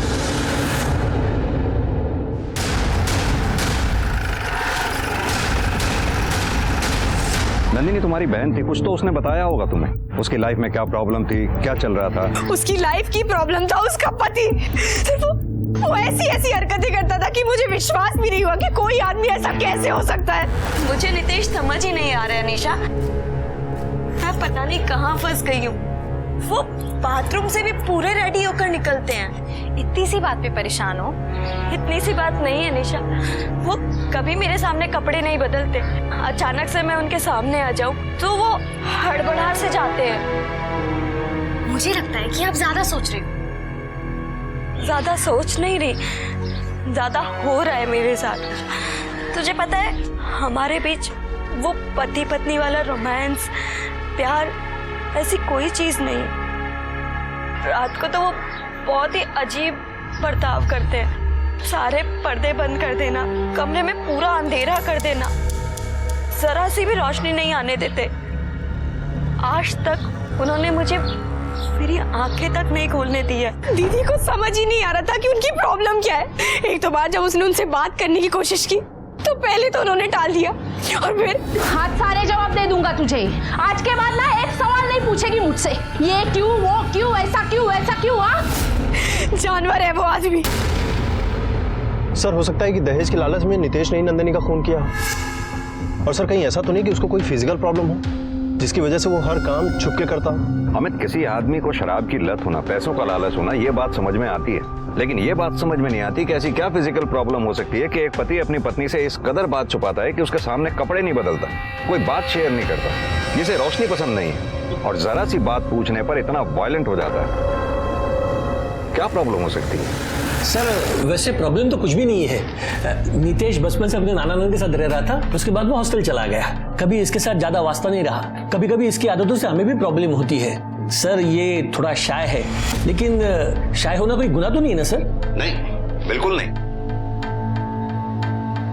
आपका अपने बेटे नितेश से इतना तो वास्ता होगा कि उसका बर्थ सर्टिफिकेट होगा आपके पास? हाँ है ना सर। दिखाइए हमें। लेकिन मैंने वो कहीं रखा है।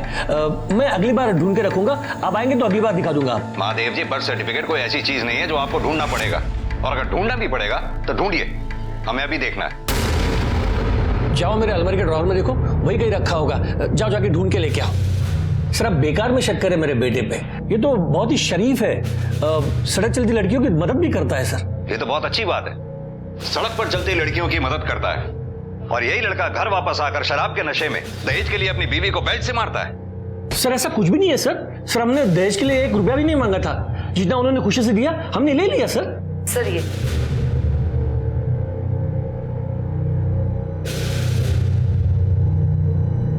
गीता का बर्थ सर्टिफिकेट कहाँ है? सर उसके पीछे है।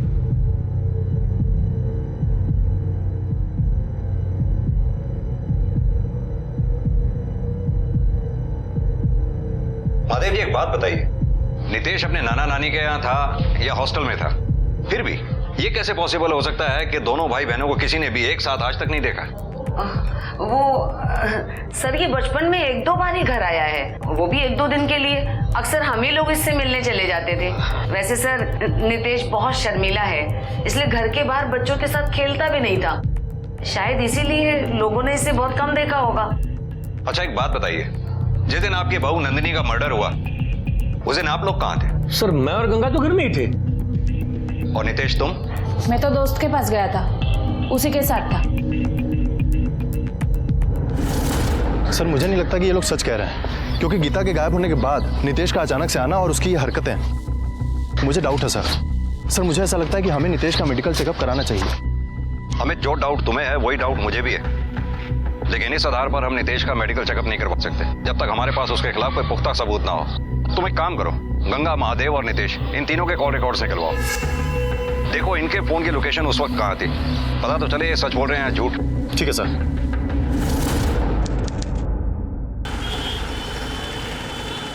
सर मोबाइल लोकेशन के मुताबिक गंगा और महादेव अपने घर पे ही थे और इस दिन पूछताछ में भी यही पता चला है कि किसी ने भी उस दिन उनको घर से बाहर जाते हुए नहीं देखा। तो ये भी तो हो सकता है मोबाइल घर में छोड़कर वो चुपके से कहीं निकल गए हों। हो सकता है सर। और सर नितेश सच कह रहा है क्योंकि उसके दोस्त ने ये बात कंफर्म की है कि नितेश उस दिन उसके साथ उसके घर पे ही था। अपने दोस्त से झूठ भी बुलवाया जा सकता है, उसके दोस्त से अपने तरीके से पूछताछ करो। सर ये नंदिनी के फॉरेंसिक और पोस्टमार्टम रिपोर्ट। ठीक है जाओ सर। पोस्टमार्टम रिपोर्ट के मुताबिक नंदिनी के सिर पर लकड़ी जैसी भारी चीज से वार किए गए। नंदिनी की मौत ज्यादा खून बहने की वजह से हुई। मौत का समय 15 अप्रैल सुबह 7 बजे से 9 बजे के बीच।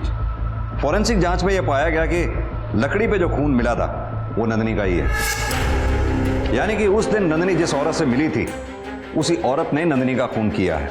लेकिन साहब ऐसा भी तो हो सकता है ना कि वो औरत सिर्फ नंदिनी से बात करने आई हो और उसके जाने के बाद किसी ने उसका खून किया हो।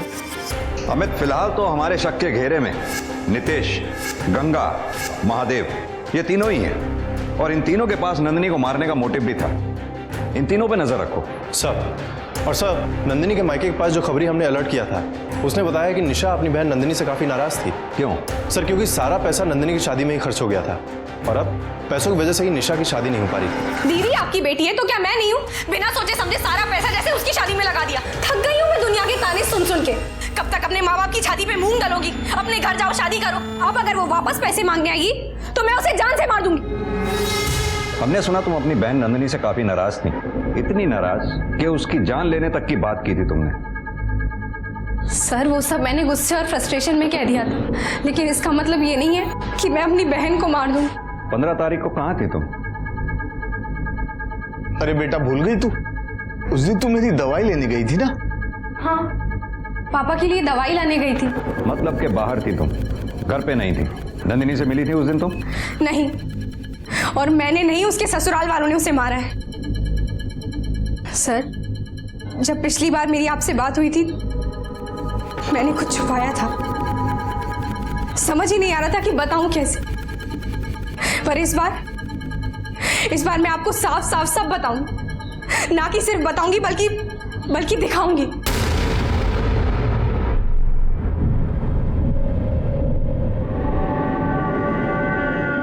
सर आप प्लीज मेरे साथ बाहर तक आइए।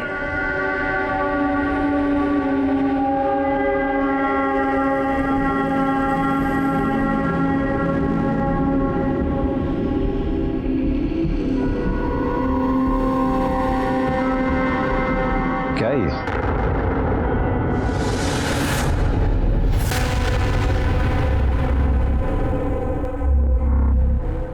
तुम्हारे पास कहां से आया? नंदिनी दीदी ने दिया। आप बेवजह मुझ पे शक कर रहे हैं। अगर सवाल करना ही है तो नितेश से कीजिए कि ये सब क्या है।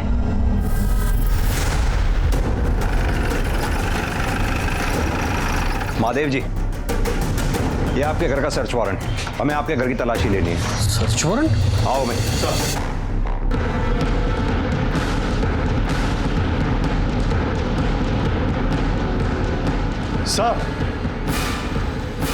सर ये देखिए।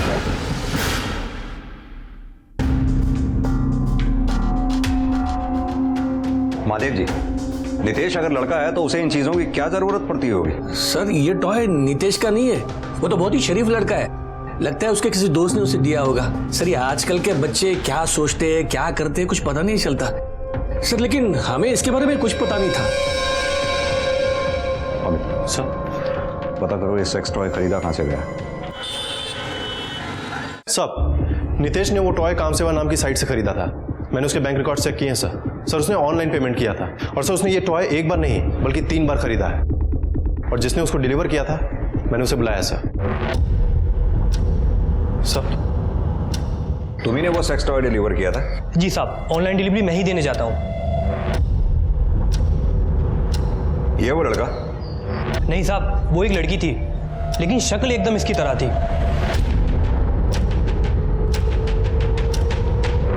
ये वो लड़की? जी साहब, यही लड़की थी। ठीक है, तुम जा सकते हो। सर, ये बात तो कंफर्म होती जा रही है कि नितेश लड़का नहीं बल्कि लड़की है, लेकिन उसका मेडिकल चेकअप कराने के लिए हमें सबूत चाहिए होगा। अमित, ये नितेश सोशल मीडिया पे बहुत एक्टिव है, काफी तारीफें बटोर रहा है। जरा देखो, क्या पता कुछ ऐसा मिले जिससे हमें भी उसकी तारीफ करने का मौका मिले। जब हो जाए तो मुझे बताना।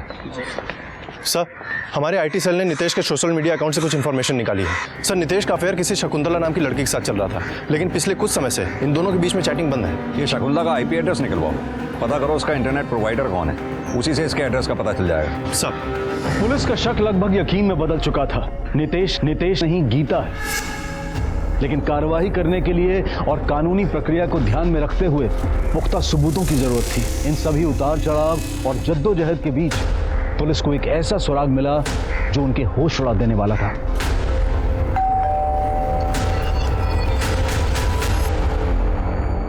शकुंतला चौधरी? जी मैं ही हूँ। नितेश कदम को जानती हैं आप? जी हाँ, वो मेरे पति हैं। नितेश से आपकी शादी कब हुई? सर 6 महीने पहले। फिर तो शादी का फोटो भी होगा आपके पास? जी। दिखाइए।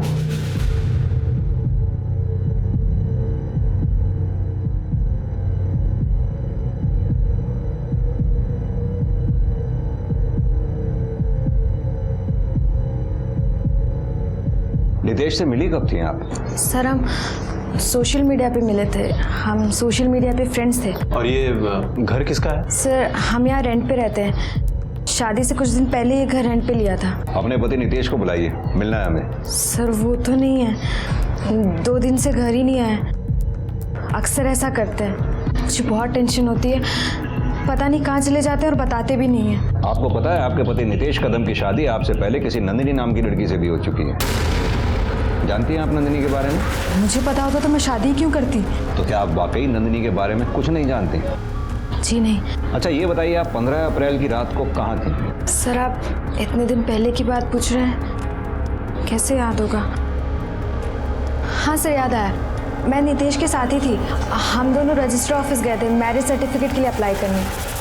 लेकिन सर नितेश ने तो कहा था कि वो अपने दोस्त के साथ था, और उसके इस बात को उसके दोस्त ने कंफर्म भी किया था। और जब इस बात को वेरीफाई करने के लिए हमारी टीम ने कांस्टेबल भेजा तो पता चला कि वो दोस्त उस दिन से लेकर आज तक गायब है। और सर आज ये शकुंतला कहती है कि नितेश उसके साथ था। अमित सर, अगर नितेश उस दिन अपने दोस्त के साथ था तो फिर नंदिनी का खून किसने किया? कहीं ऐसा तो नहीं वो दोस्त ही झूठ बोल रहा है? उस दोस्त की स्टेटमेंट को वेरीफाई करो और ये नितेश और उसकी फैमिली सबको उठा लो, क्योंकि एक केस तो उनके खिलाफ बनता ही है। नितेश के शादीशुदा होते हुए भी उसकी दूसरी शादी में इन सबका शामिल होना है। अमित, लगता है वक्त आ गया है साबित करने का कि नितेश और गीता एक ही हैं। सर ये कैसा सवाल है? लड़का लड़की कैसे हो सकता है? लड़का इसलिए तो इतनी मनमानी कर रहा है। सर हमें पता तक नहीं कि पिछले 2 दिनों से वो कहाँ है। इतना तो पता है ना कि नितेश की तुम लोगों ने दूसरी शादी करवाई थी। घबराओ नहीं, उसकी शादी के एल्बम में तुम लोगों की फोटोग्राफ्स देखी हैं हमने। कब हुई थी नितेश की शादी? क्यों कराई थी उसकी शादी? पैसे के लिए? दहेज के लिए? ये फ्रॉड ही काफी है तुम लोगों को सजा दिलवाने के लिए। रही बात नंदिनी के कत्ल की, वो भी साबित हो जाएगा।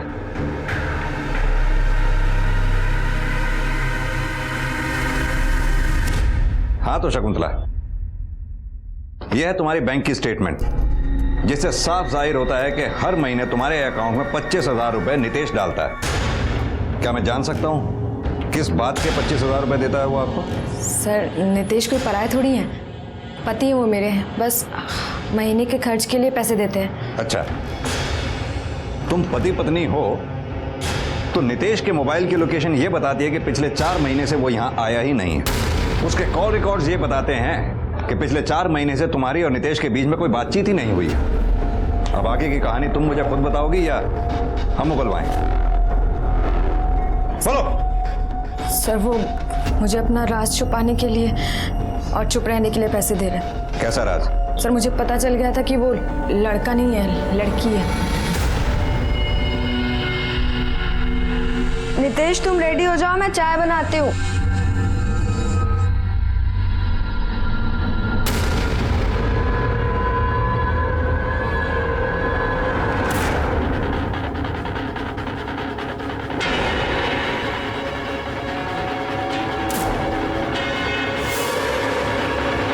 यही ढूंढ रही है ना?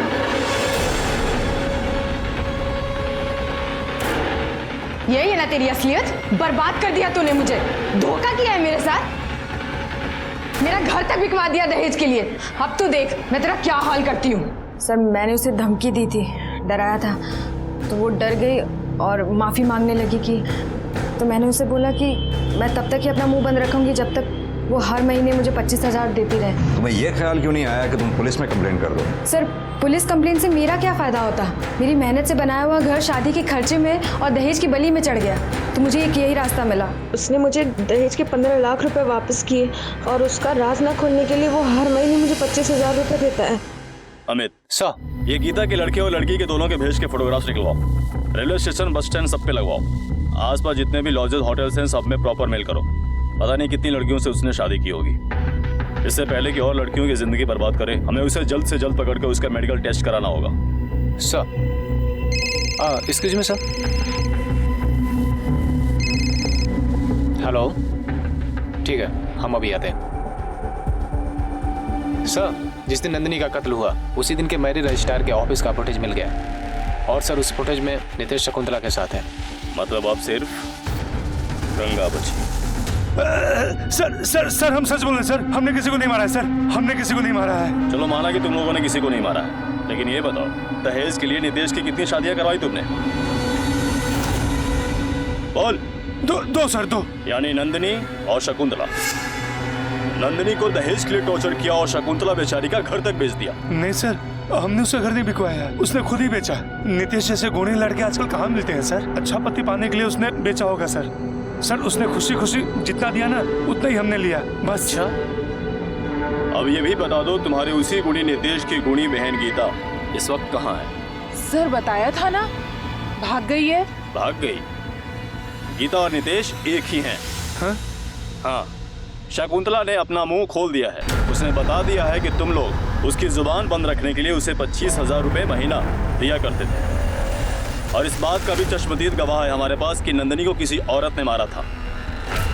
अब तुम ही बताओ कौन है वो औरत, क्योंकि इस पूरे मामले में सिर्फ तुम ही एक औरत बची है। बोलो। नहीं बोलोगी? अमित। सर चल, पर कहाँ लेके जा रहा है मुझे? अरे मैंने कुछ नहीं किया सर, मैंने कुछ नहीं किया सर, मैंने कुछ नहीं किया है। इन्हें छोड़ दो, इन्होंने कुछ नहीं किया। चुप कर। सर मैंने कुछ नहीं किया, मैंने कुछ नहीं किया सर। सर बोल, नंदिनी को किसने मारा? मैंने नहीं बोलेगा? बताता हूँ सर, बताता हूँ। गंगा ने मारा है नंदिनी को, गंगा ने मारा उसे। उस दिन जब नंदिनी मायके से दहेज के पैसे लेकर नहीं आई तो मैंने गुस्से में उसे घर से बाहर निकाल दिया।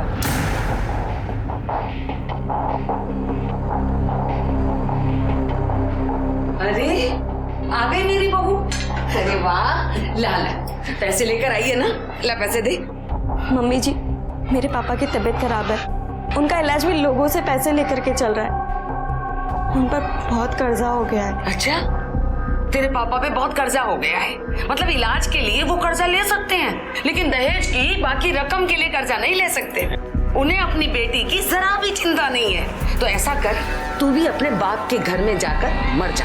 चल मम्मी, चल चल चल, प्लीज मम्मी, चल यहाँ से निकल। मम्मी जी प्लीज, मैं आपके पैर पड़ती हूँ मम्मी, आप तो मेरी मजबूरी समझिए प्लीज। ये रोने धोने का नाटक ना मेरे सामने नहीं चलेगा, समझी ना?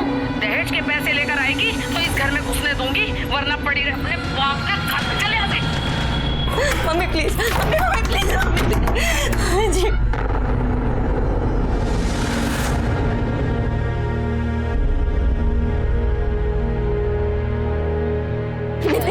नितेश, आप तो मेरी मजबूरी समझते हो ना नितेश। मम्मी जी मुझे अंदर ही नहीं आने दे रही है। नितेश, आपको पता है ना मेरे पापा की तबीयत खराब है, इस कारण से वो पैसे नहीं दे पा रहे, तो मुझे समझते हो ना। नहीं नितेश नहीं, मुझे भी अपने साथ ले चलो नितेश प्लीज, नितेश।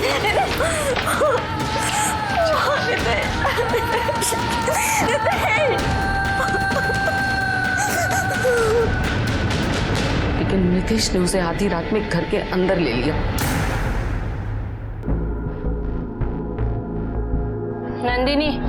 नंदिनी,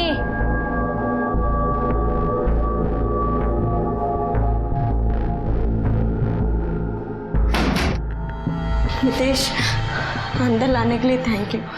थोड़ा खाना मिलेगा, बहुत भूख लगी है। कल जब मायके से पैसा ले आएगी ना, तभी मिलेगा तुझे खाना, समझी? साली कमीनी, तेरी सारी असलियत मालूम है मुझे। तुझे क्या लगा कि मुझे पता नहीं चलेगा कि तू लड़का है या लड़की?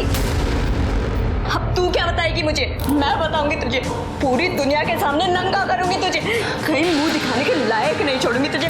मैं क्या किया है मेरे साथ तुझे पता भी छोड़ूंगी नहीं। तुम सबको मैं बता दूंगी कि मैं क्या कर सकती हूँ। नंदिनी तू किधर नहीं जाएगी?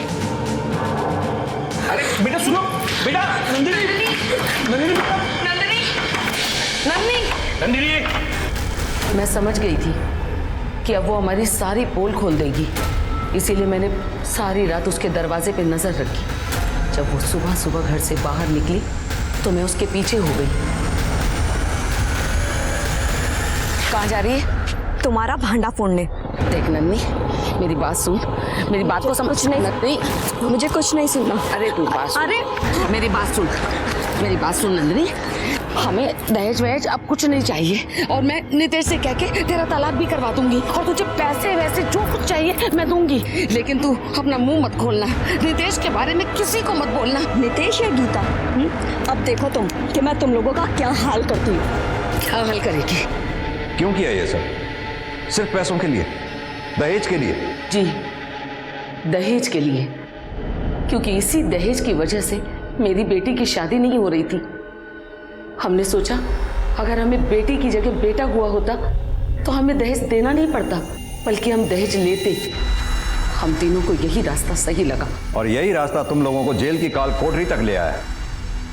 अब ये भी बता दो, गीता उर्फ नितेश अब कहाँ है?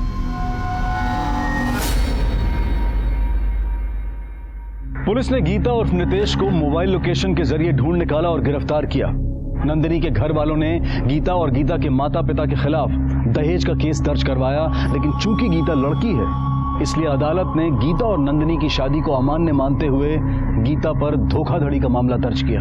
आज गंगा पर नंदिनी के कत्ल, प्रताड़ना और धोखाधड़ी का, और महादेव और गीता पर धोखाधड़ी और प्रताड़ना का केस चल रहा है। कहने को तो आज हम एक सभ्य और आधुनिक दुनिया में जी रहे हैं, लेकिन दहेज जैसी कुरीति आज भी अपने चरम पर दिखाई देती है। जब दहेज के लिए जलने और मरने की खबरें सामने आती हैं तो हमारे इस आधुनिक समाज का पिछड़ा हुआ चेहरा सामने आ जाता है। आज का ये केस शायद इस कुरीति का सबसे भयानक चेहरा है कि एक लड़की अपनी शादी ना हो पाने के कारण लड़का बनकर दहेज की मांग करती है। इससे उसका जुर्म तो कम नहीं होता है, लेकिन वो भी इस कुरीति की सच्चाई का एक उदाहरण है। अब मैं अनूप सोनी आपसे विदा लेता हूँ, फिर मुलाकात होगी अगले एपिसोड में एक और चौंका देने वाले केस के साथ। तब तक अपना और अपने परिवार का ख्याल रखें और देखते रहें क्राइम पेट्रोल सिटी क्राइम्स। सबक एक को सीख हम सबको। जय हिंद। क्राइम पेट्रोल के और भी दिलचस्प कहानी देखने के लिए हमारे चैनल को सब्सक्राइब करें और बेल आइकॉन दबाना न भूलें।